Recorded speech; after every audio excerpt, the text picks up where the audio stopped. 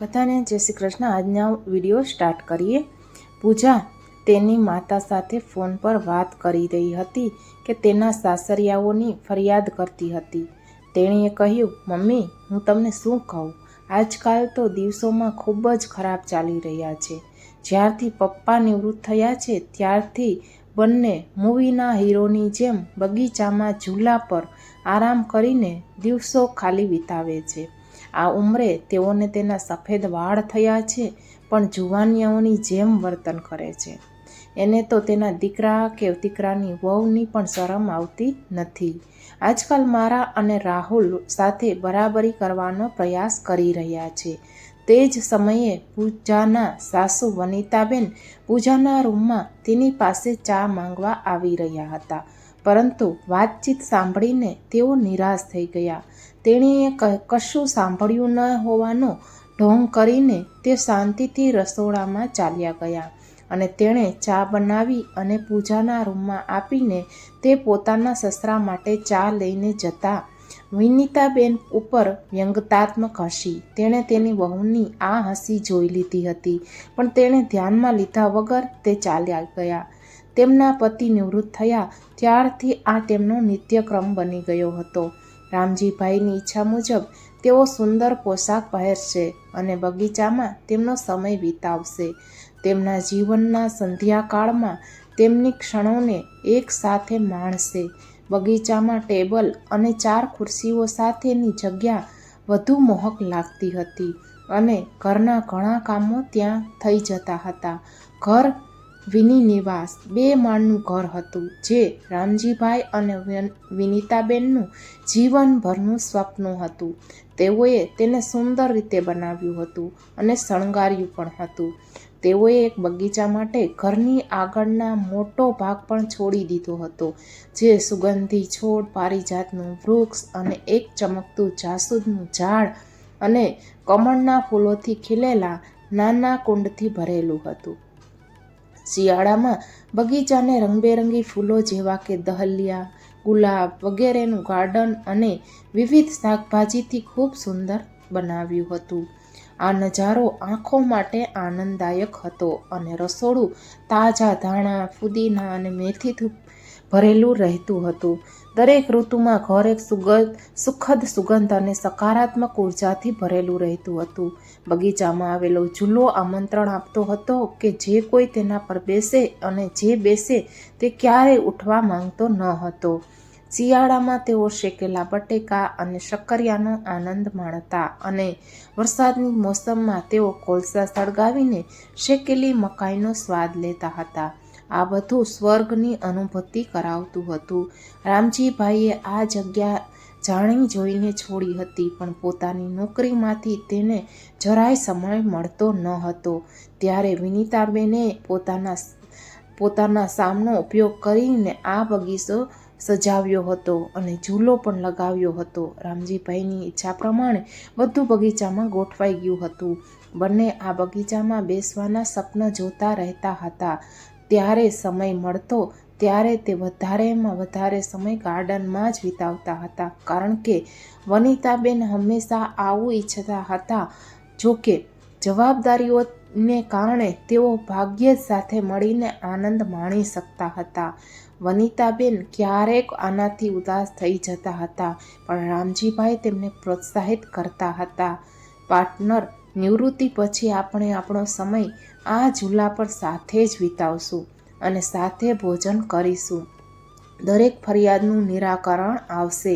હમણાં માટે આપણે બાળકો માટે જીવવું પડશે।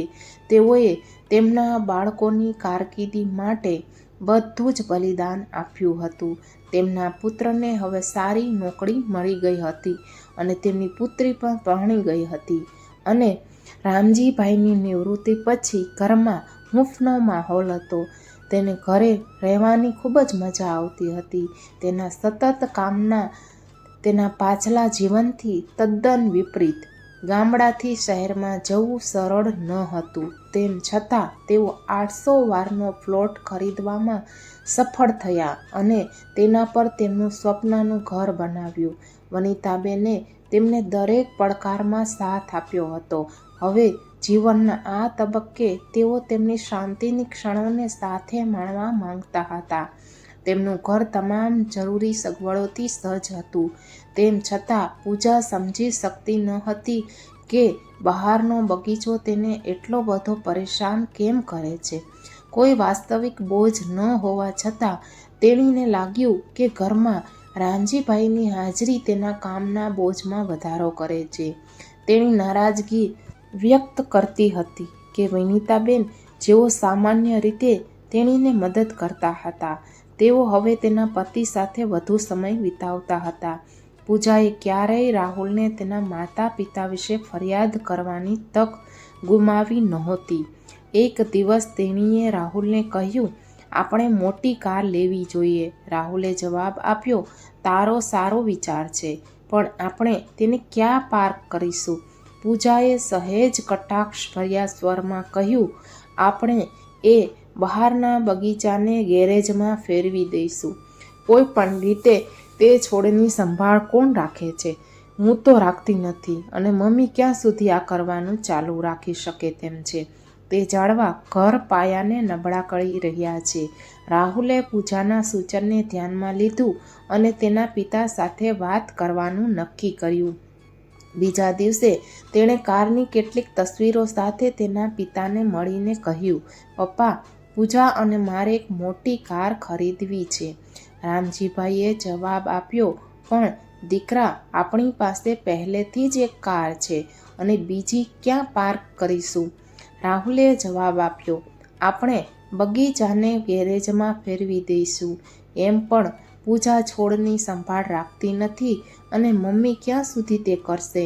બગીચો કાઢી નાખવો એ મને સારો ઉપાય દેખાય છે.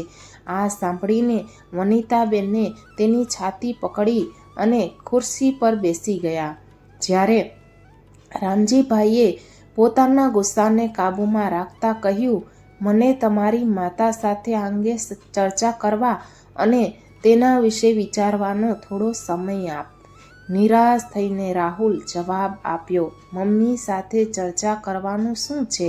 એમ પણ તે જગ્યા શું કામની છે? તમે બંને ત્યાં આખો દિવસ એમ જ બેઠા બેઠા સમય વિતાવો છો. બીજા શું વિચારે છે તે ધ્યાનમાં લીધા વિના તમારા બંનેનું ત્યાં સાથે બેસી રહેવું યોગ્ય નથી. તમારી ઉંમરમાં તમને આ કરવાને બદલે તમારે તમારી ઉંમરના લોકો સાથે સમય કેમ વિતાવતા નથી? આટલું કહીને રાહુલ અંદર ચાલ્યો ગયો. ત્યાં પૂજા પણ બબડતી હતી. આજે રામજીભાઈને સમજાયું કે તેમણે વનિતાબેન સાથે અન્યાય કર્યો હતો. જ્યારે પણ તેની પત્નીએ પોતાની લાગણી વ્યક્ત કરી હતી, ત્યારે તેણે હંમેશા તેને સમજદારી રાખવાની સલાહ આપી હતી. પરંતુ આજની ઘટનાએ બંનેને સ્તબ્ધ કરી દીધા હતા. તેમના પુત્ર પાસેથી આવા શબ્દો સાંભળીને, ખાસ કરીને રામજીભાઈની નિવૃત્તિ પછી, તરત જ દુઃખદાયક હતું. તેઓએ તેમના બાળકો માટે બધું જ શ્રેષ્ઠ પ્રદાન કરવાનો પ્રયાસ કરીને તેમની આખી જિંદગી દોડધામમાં વિતાવી દીધી હતી. અને તે દિવસે સાંજે રાહુલ અને પૂજાએ બહારથી ખાવાનું મંગાવ્યું હતું. રામજીભાઈ અને વનિતાબેને આખી રાત પરિસ્થિતિનો વિચાર કરવામાં વિતાવી દીધી હતી. સવાર સુધીમાં તેઓ એક નિર્ણય પર પહોંચી ગયા હતા અને રામજીભાઈના હોઠ પર સ્મિત રમતું હતું, કારણ કે તેઓ થોડા કલાકો માટે સૂઈ ગયા હતા. બીજા દિવસે જ્યારે તેઓ જાગી ગયા, ત્યારે વનિતાબેન હજુ પણ સૂતા હતા. તેમના ચહેરા પર બેચેનીના ચિહ્નો દેખાઈ રહ્યા હતા. રામજીભાઈ રસોડામાં ગયા, પોતે ચા બનાવી અને ચૂસકી લેતા બીજો કપ વનિતાબેનને આપ્યો. તેણીએ ધ્રુજતા અવાજે પૂછ્યું, તમે શું નક્કી કર્યું છે? હું બધું બરાબર કરી દઈશ, બસ ધીરજ રાખ, રામજીભાઈએ જવાબ આપ્યો. પરંતુ વનિતાબેન અત્યંત નિરાશ હતા. તે દિવસે છોડને પાણી આપવા માટે બહાર પણ ન ગયા, ન તો તેણીએ કોઈની સાથે વાત પણ કરી. દિવસ રાબેતા મુજબ વીતી ગયો, પણ સાંજે રાહુલે ઘરની બહાર ટુ લેટનું સાઇન જોયું તો તે સ્તબ્ધ થઈ ગયા. તેણે ચોંકાવનારા સ્વરમાં પૂછ્યું, પપ્પા, હું સમજુ છું કે ઘર મોટું છે, પણ ટુ લેટનું બોર્ડ શા માટે? રામજીભાઈએ શાંતિથી જવાબ આપ્યો, આવતા મહિને મારી ઓફિસમાંથી શ્રી શર્મા નિવૃત્ત થઈ રહ્યા છે અને તેઓ આ ઘરમાં રહેવા આવે છે. રાહુલે આશ્ચર્યથી પૂછ્યું, પણ ક્યાં રહેશે? તમે રહો છો તે જગ્યા પર? રામજીભાઈએ સીધો જ જવાબ આપ્યો. પૂછતા જ રાહુલનો અવાજ મંદ પડી ગયો હતો. અને અમારું શું? અમે ક્યાં રહીશું? અરે બેટા, તમે બંને શિક્ષિત છો અને જાતે જ મેનેજ કરવામાં સક્ષમ છો. તમે ફ્લેટ શોધી શકો છો અથવા કંપની દ્વારા આપવામાં આવેલ ઘરમાં રહી શકો છો, અને એ પણ તમારી ઉંમરના લોકો સાથે, એટલે તમને સારું પણ લાગશે. આગામી 2 કે 3 અઠવાડિયામાં જગ્યા શોધવાનું શરૂ કરી દેજો. રામજીભાઈ તેમના શબ્દો કાળજીપૂર્વક કહેવાનું ચાલુ રાખ્યું. તારી માતા અને હું પણ અમારી ઉંમરના લોકો સાથે સમય પસાર કરવાનું શરૂ કરીશું. તારી માતાએ પોતાનું આખું જીવન બીજાઓનું ધ્યાન રાખવામાં વિતાવ્યું છે. દરેક વૃદ્ધો માટે, પછી બાળકો માટે. હવે અમારે તમારી પાસેથી આદર કરવાનું છે અને કેમ રહેવાનું પણ શીખવવું પડશે ને? રાહુલે માથું નીચું કરીને કહ્યું, પપ્પા, મારો મતલબ એવો નહોતો. ના દીકરા, શરમાવાની કોઈ જરૂર નથી. તારી પેઢીએ અમને પ્રેક્ટિકલ બનતા શીખવ્યું છે. જો અમે તમને બંનેને સાથે જોઈને ખુશ થઈ શકીએ તો તમે અમારાથી શું વાંધો છે? અમને સાથે રહેવામાં શું વાંધો છે? આ મકાનને તારી માતાએ ઘર બનાવ્યું છે. આ વૃક્ષો અને તેમના ફૂલો તમારી સુખાકારી માટે અગણિત પ્રાર્થનાના સાક્ષી છે અને હું કોઈને તેમને છીનવા નહીં દઈ શકું. રાહુલે હવે નમ્રતાથી કહ્યું, પણ પપ્પા, તમે તો ખૂબ ગંભીરતાથી લીધું.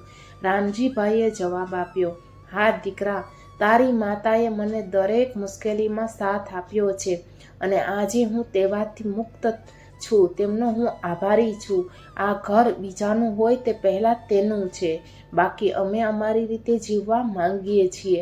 અમારું જીવન અમારી શરતો પર જ છે. તેથી કૃપા કરીને તમારા માટે બીજી જગ્યા શોધી લો. રાહુલ પાસે કહેવા માટે હવે કંઈ જ બાકી રહ્યું નહોતું. તેણે શાંતિથી તેનું માથું નીચું કર્યું અને તેની યોજના નિષ્ફળ ગઈ હોવાનું સમજીને તે પાછો અંદર ચાલ્યો ગયો. આજે રામજીભાઈ દુઃખી હતા, પણ સંતોષની લાગણી અનુભવી રહ્યા હતા. તેણે પોતાની પત્ની પ્રત્યેની ફરજ પૂરી ઈમાનદારીથી નિભાવી હતી.